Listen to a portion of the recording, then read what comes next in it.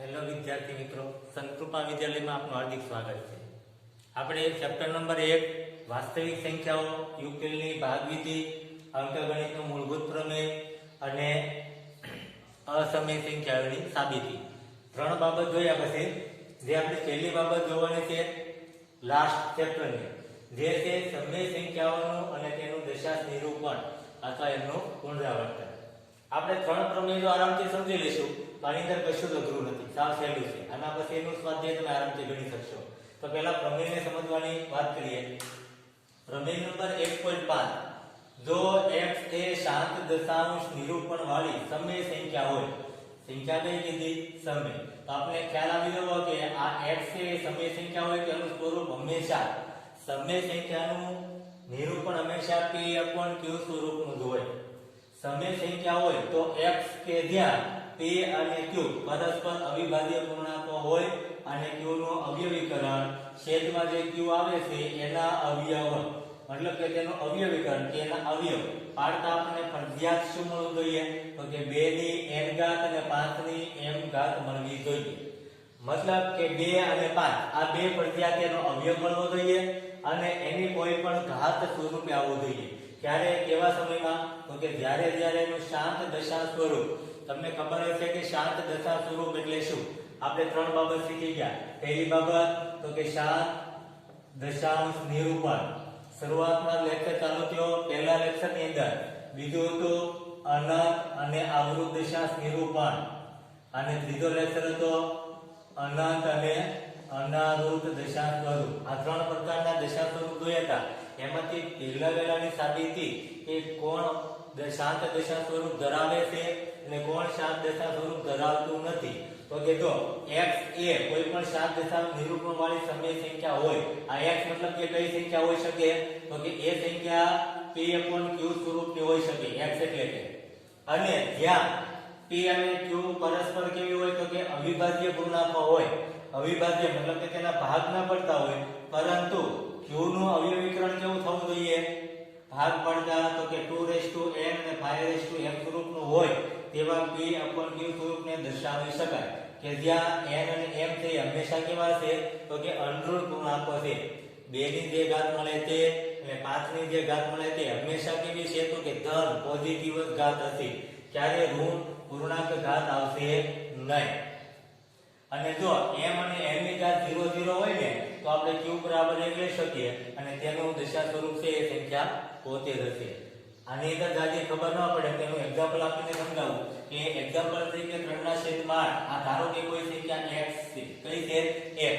હવે આપણે આનું દશાંશ સ્વરૂપ 7 છે કે નથી એ નક્કી કરો તો કઈ રીતે કરી શકાય? તો કે અહીંયા જો છેદમાં કેટલા છે? 8. તમે 8 ના અવયવ પાડી દેશો તો 2 વડે ભાગો એટલે 4, 2 વડે ભાગો એટલે 2, 2 વડે ભાગો એટલે 1. તો મતલબ કે અહીંયા કેટલા મળે છે?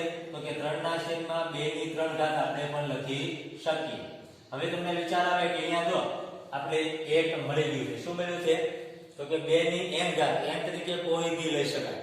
હવે જ્યારે આપણે છે ને અહીંયા 2 ની 3 ઘાત હોય 5 ની કઈ ઘાત ના આપ્યો હોય ને ત્યારે 0 લખી શકીએ. 0 ઘાત એટલે એનો આન્સર આવે હંમેશા 1. કોઈ પણ ની 0 ઘાત એટલે 1. પણ આપણે એવું કીધું છે કે જ્યારે m અને n ની ઘાત કેવી હોવી જોઈએ? હંમેશા સમાન. તો બંનેની સમાન ઘાત કરવા માટે ઉપરની છે 5 ની 3 ઘાત ને 5 ની 3 ઘાત વડે ગુણી નાખો. તો જો આ બંનેની કેવી ઘાત થઈ ગઈ? સમાન. હવે આ બંનેનો ગુણાકાર કરો તો 3 ગુણ્યા 5 નો ઘન કેટલો થાય? 125. 5 ની 3 ઘાત એટલે 2 ની 3 ઘાત એટલે 8 અને 5 ની 3 ઘાત એટલે 125. કારણ કે બચ્ચો 25 અને પછી બનતા 125. 125 ગુણ્યા 3 કરો તમે તો 3 પંચા 15 વધી 1 3 6 ને 1 7 ને 3 1 3 375. 125 ગુણ્યા 8 કરશો એટલે 1000 આવશે. જો આને આપણે શાંત દશાંશ સ્વરૂપે લખવું હોય તો છેદમાં જેટલા 0 હોય એટલા અંક પછી પોઈન્ટ મૂકવાના. 3 0 હોય તો 3 અંક પછી પોઈન્ટ આપણે મૂકી શકીએ. એટલે આ થઈ ગયું દશાંશ સ્વરૂપ. જો તમે આનો ભાગાકાર કરશો તો જવાબ આવો જ મળશે. આપણે આ સ્વરૂપે એના પ્રમેય મુજબ ગણતરી કરી. પણ જો તમે 3/8 કરવા દો ભાગમાં એટલે પોઈન્ટ અને 0 તો અહીંયા પણ 0 મૂકો તો 8 તેરી 24. 30 માંથી 24 કાઢો એટલે 6. અહીંયા 0 મૂકો. 8 સત્તા 56. 60 માંથી 56 કાઢો એટલે 4 અને 0. 8 વત્તા 40 0 0 0 પર 375 0 પર 375. આ થયું એનું સ્વરૂપ. ક્યારે શાંત હોય ને ક્યારે શાંત ન હોય એ નક્કી કરવા માટેની રીત કે જો છેદમાં શું આવવું જોઈએ તો કે છેદની અંદર 2 ની કોઈ પણ ઘાત અને 5 ની કોઈ પણ ઘાત આવવી જોઈએ. તો ન આવતી હોય તો 2 અથવા 5 બેમાંથી એક અવયવ હોવો જ જોઈએ.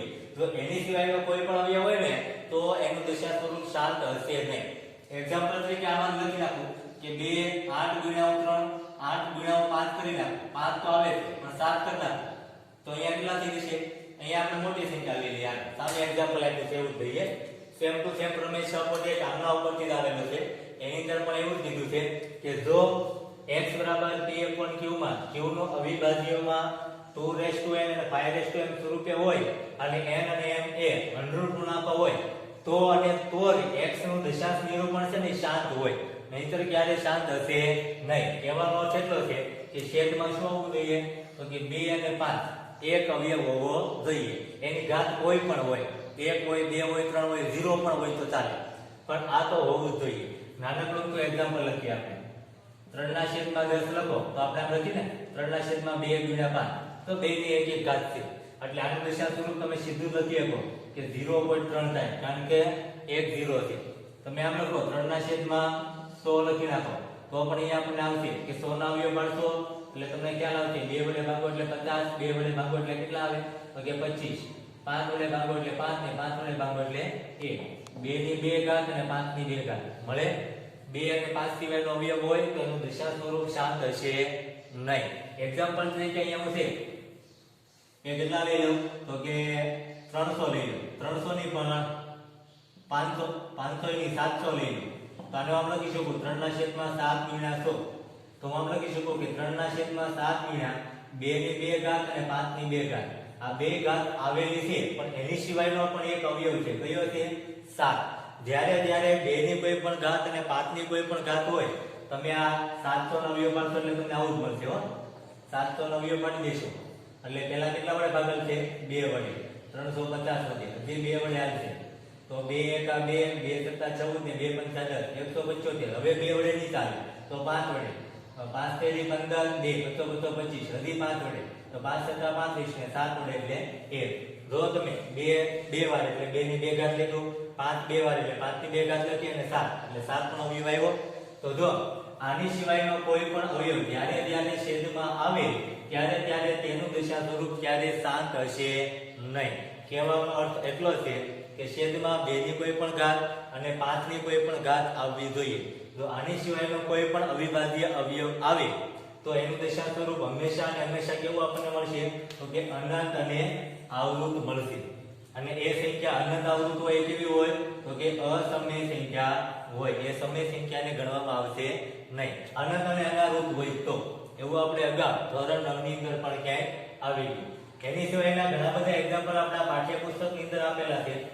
પણ આ પ્રમેયની અંદર તમારે શું યાદ રાખવાનું છે કે જો કોઈ પણ સંખ્યા સમય સંખ્યા p/q સ્વરૂપમાં હોય તો છેદમાં q નું અવિભાજ્યોમાં કયા તો કે આ 2 અવયવ ફરજિયાત આવવા જોઈએ. 2 અવયવની કોઈ પણ ઘાત હોય તો ચાલે પણ આ 2 અવયવ આવવા જોઈએ. ને જો n અને m એ અંડરૂટ પૂર્ણાંકો હોય તો અને તો જ x નું દશાંશ નિરૂપણ કેવું હોય તો કે શાંત હોય. હવે જો 7/2 ની 0 ઘાત ગુણ્યા 5 ની 0 ઘાત લખું ને તો 7/2 કોઈ પણ ની 0 ઘાત એટલે 1 ગુણ્યા 1 એટલે 7/1 એટલે જવાબ શું આવે તો કે સંખ્યા પોતે જ આવે.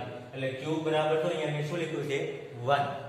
અહીંયા લખ્યું છે ને m બરાબર n બરાબર 0 મતલબ કે 2 ની 0 ઘાત અને 5 ની 0 ઘાત આ બે અવયવ હોય તો બંનેનો 0 0 ઘાત આવે ત્યારે હંમેશા એક જ આવશે. તો શું લખી શકાય તો કે છેદમાં q બરાબર 1 આવે. અને સંખ્યા પોતે શું હોય છે અહીંયા આપણે આ સંખ્યા પોતે પૂર્ણાંક છે એવું લખ્યું હતું ને. આ પ્રમેય ઉપરથી પેલો પ્રમેય આવ્યો. આને યાદ રાખો તો કાઈ નહીં પણ આ પ્રમેય 1.6 એક્ઝામ માટે મોસ્ટ આઈએમપી છે. મોસ્ટ આઈએમપી એટલે કે એમના ઉપરથી દાખલાઓ પણ પૂછી શકે એટલે તમને ખ્યાલ આવવો જોઈએ. આપણે સ્વાધ્યાય 1.4 ના દાખલાઓ છે 1-2 સમજવા માટેનો પ્રયત્ન કરીએ કે એની અંદર દશાંશ સ્વરૂપ શાંત આવે છે કે નથી આવતું તે. આ પ્રમેય 1.7 એ આનું પ્રતિક પ્રમેય છે. મતલબ કે અહીંયા તો એવું કહેવામાં આવ્યું છે કે જો q નું અવિભાજ્ય અવયવોમાં અવયવીકરણ અંડરૂટ પૂર્ણાંક n અને m માટે 2m અને 5m સ્વરૂપે ન હોય, મતલબ કે આની સિવાયનો કોઈ પણ અવયવ હોય તો p અને q નું દશાંશ સ્વરૂપ છે એ અનંત અને અવરોધ મળી શકે. એક્ઝામ્પલ તરીકે આપણે 1/7 લખી તો અહીંયા 7 છે ને એ 2 અથવા 5 એમાંથી કોઈ અવયવ એનો નથી, તો આપણે કહી શકીએ કે એનું દશાંશ સ્વરૂપ કેવું છે તો કે શાંત નથી. કેવું છે તો કે અનંત અને અવરોધ હશે, એવું આપણે સમજી શકીએ. ભલે આગળ આપણે દાખલાઓ જોવાનો પ્રયત્ન કરીએ, એક બે દાખલાઓની એટલે તમને ખ્યાલ આવશે વિશેષ કે દાખલાઓની ગણતરી કઈ રીતે કરવી. આ ત્રણેય પ્રમેયમાંથી મોસ્ટ ટાઈમલી પ્રમેય હોય તો 1/6 એક્ઝામની અંદર પણ ઘણી બધી વાર એ પૂછાય છે, એટલે તેને તમારે ખાસ નોંધ કરવાની છે, 1/6 ને શીખવાનું છે. દાખલા નંબર પહેલો દેખો છે કે 13/31/25 આનું દશાંશ સ્વરૂપ શાંત છે કે નથી એ દશાંશ સ્વરૂપ આપણે ચેક કરવાનું છે. તો આપણે શું કરીએ તો કે 31/25 ને આપણે અવયવ પાડી દઈએ, 2 વડે ભાગની આલે એટલે 5 વડે ભાગ ચલાવો, 5 6 30, 5 દુ 10 અને 2 25. હજી 5 વડે ભાગ ચલાવો, 5 1 5, 5 દુ 10, 2 25. હજી 5 વડે ભાગ ચલાવો તો 5 દુ 10 અને 2 વડે એટલે 2 25. હજી 5 વડે ચલાવો તો 2 25. એટલે 1 2 3 4 અને 5 તો 13/5 ની 5 ઘાત મળે. હવે જ્યારે આ ન હોય ત્યારે આપણે એને 0 ઘાત મૂકી શકીએ. 2 ની 0 ઘાત એટલે જવાબ આવે 1. કોઈ પણ ની 0 ઘાત એટલે જવાબ 1 જ આવશે. જ્યારે આપણે અહીંયા ફક્ત એટલું જ આપ્યું છે કે આના આપણે અવયવ પાડીને જો એને ઘાત સ્વરૂપે લખીએ તો 2 ની 5 ની 5 ઘાત મળે. તો આપણે વિચાર આવે કે અહીંયા 2 ની 0 ઘાત મૂકી શકીએ તો કે હા. જો હવે 2 ની ઘાત સરખી કરવી હોય તો શું કરવું પડે તો કે અહીંયા 5 વડે ઘાત અને 2 ની 5 ઘાત ઉપરની સેવ ગુણી નાખો. એટલે અહીંયા શું થઈ ગયું તો કે બંનેના અવયવ કેવા થઈ ગયા સરખા, એની સિવાયનો એક અવયવ મળતો નથી. તો હવે 13 ગુણ્યા 2 ની 5 ઘાત 1 2 3 4 અને 5, 2 1 2 2 દુ 4, 4 દુ 8 8 દુ 16 ને 16 દુ 32 છેદમાં તો કે 1 2 3 4 અને 5 0. યાદ રાખજો જેટલી ઘાત હશે એટલા જ 0 આવશે. અહીંયા તો 5 ઘાત હોય તો 5 0 આવે, 3 ઘાત હોય તો 3 0 આવે, 4 ઘાત હોય તો 4 0 આવે. એટલે ખબર ન પડે તો આનો ગુણાકાર કરી લેજો તમે. 31/25 ગુણ્યા છે ને 32 કરજો તમે એટલે જવાબ છે ને એટલો જ આવશે. કારણ કે 2 ની 5 ઘાત એટલે જવાબ આપણે 32 લખો ને, અને 5 ની 5 ઘાત એટલે કેટલો જવાબ આવે 31/25. તો તમે વિચાર કરજો કે 31/25 ગુણ્યા તમારે 32 કરો એટલે જવાબ કેટલો આવશે તો કે 1 લાખ જ જવાબ આવશે, 5 0 જ આવશે. આનો બંનેનો ગુણાકાર કરીને ચેક કરી લેજો તમારી જાતે. ત્યારબાદ નેક્સ્ટ આ બંનેનો ગુણાકાર કરીએ 32 ગુણ્યા 13 તો શું આવે 0 2 1 2 3 1 3, 3 દુ 6 3 તેરી 9 એટલે 6 11 1 416 જવાબ આવ્યો. તો 416 ના છેદમાં 1 2 3 4 અને 5 0. તો આપણે ખબર છે છેદમાં જેટલા 0 હોય એટલા અંક પછી આપણે પોઈન્ટ મૂકી શકીએ. તો કેટલા 0 હશે તો કે 5. તો કે 1 2 3 4 અને 5 પોઈન્ટ મૂકો એટલે આનું દશાંશ સ્વરૂપ કેવું થઈ ગયું તો કે 7. શા માટે થયું તો કે આના આપણે અવયવ વિકરણની રીતે અવયવ પાડતા છેદમાં કયો અવયવ મળે છે તો કે 5 અને 2. જે અવયવ ન હોય એને આપણે મૂકી શકીએ, જરૂર હોય તો મૂકી શકાય, નહીતર મૂકી શકાય નહીં. પણ જો એની સિવાયનો કોઈ અવયવ મળ્યો હોય તો આપણે એવો એક દાખલો કરવાનો પ્રયત્ન કરીએ. જેનું શાંત દશા સ્વરૂપ ન હોય એટલે તમને વિશેષ સમજણ પડે. દાખલા તરીકે અહીંયા લખેલું છે કે 64/755 455 અવયવ પાડો, 5 વડે ભાગો તો 5 9 45, 5 1 5. હવે તો કે 5 વડે ભાગ નહીં ચાલે, 2 વડે પણ નહીં ચાલે, 3 વડે પણ નહીં ચાલે, તો 13 વડે ચાલશે ડાયરેક્ટ. 13 7 51 અને 7 1 7. 5 9 45 છે ને ઓકે. તો 66 ના છેદમાં આપણે 5 ગુણ્યા 13 ગુણ્યા 7 લખી શકીએ. તો આના ઉપરને નીચે કે ભાગાકાર શક્ય નથી. 13 ના ઘડિયામાં 66 નથી આવતા, 7 નથી આવતા, તો અહીંયા તમે છેદમાં લખી શકો કે અહીં q બરાબર 2n અને 5m સ્વરૂપ મળતું નથી. તેથી આનો તમે ભાગાકાર કરશો ને તો એનું દશાંશ સ્વરૂપ કેવું આવશે તો કે શાંત છે. દશાંશ સ્વરૂપ શાંત મળે નહીં. શાંત ન હોય ત્યારે કેવું હોય તો કે અનંત અને અવરોધ મળશે. કારણ કે અહીંયા જો કયો અવયવ તો કે 2 અને 5 સિવાયના અવયવ કયા છે, એની સિવાયના અવયવ કયા 13 અને 7 મળે છે. એટલા માટે આપણે એનું દશાંશ સ્વરૂપ શાંત મળી શકે નહીં. કારણ કે આને તો ઉપરની જે આપણે ઉડાડી પણ શકતા નથી. એમ કે એવું બની શકે કે અહીંયા 49 આપી દે તો 7 1 7 ને 7 7 49 ઉડી શકે, પણ તો પણ 13 વધે છે. કારણ કે 13 એ પણ ઉપરની સંખ્યા ઉડતા નથી. ઘણીવાર એવા સવાલો પણ આવે કે દાખલા તરીકે અહીંયા 26 આપેલા હોય, આવો પણ આપી શકીએ કે 49 ગુણ્યા 26. તો આપણે શું કરી શકીએ? અવયવ મળતા હતા તે, તો કે 13, 7 અને 5 અવયવ મળ્યા. આનો આ રકમ છે, પણ આની અંદર ઉપર બે રકમ છે, તો 7 એકા 7 ને 7 49 અને 13 એકા 13 ને 13 દુ 24 એટલે 7 દુ ને 14 ના છેદમાં 5 લીધા. તો આનું દિશા સ્વરૂપ શાંત હશે, કારણ કે ઉપરની છે એના ભાગાકાર શક્ય છે. જ્યારે ઉપરની છે અવિભાજ્ય સંખ્યા 2 અને 5 સિવાયની ઉડતી ન હોય, અને અહીંયા કેમ રાખ્યા? તો કે 66 ના છેદમાં 5 ગુણ્યા 13 ગુણ્યા 7. 13 અને 7 ઉડતા નથી, એમની એમ રહે છે. અવયવ કયા? બધા વધે છે. તો આપણે વધવા કયા દોવે? તો કે કાં 2 વધવા દોવે, કાં 5, કાં 2 ની કોઈ પણ ઘાત, કાં 5 ની કોઈ પણ ઘાત. તો આ 2 સિવાયના અવયવ વધે એટલે સમજી દેવાનું કે એનું દિશા સ્વરૂપ કેવું છે? તો કે શાંત નથી. આ બે પ્રમેય ઉપરથી તમે સમજી શકો છો કે દાખલા નંબર પહેલો, દાખલા નંબર ત્રીજા ની અંદર પણ હિંટ આપી દો કે જો એની અંદર આવા અમુક દાખલાઓ આપેલા છે, એને આપણે સમજવા માટેનો પ્રયત્ન કરીએ.